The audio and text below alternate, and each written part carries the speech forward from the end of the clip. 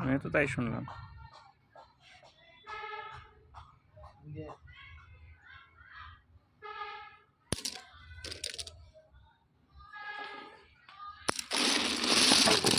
এই হচ্ছে Indian pure BLB, একেবারে পিওর।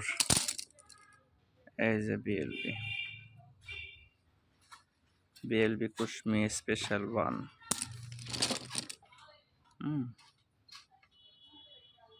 একেবারে পিওর মাল।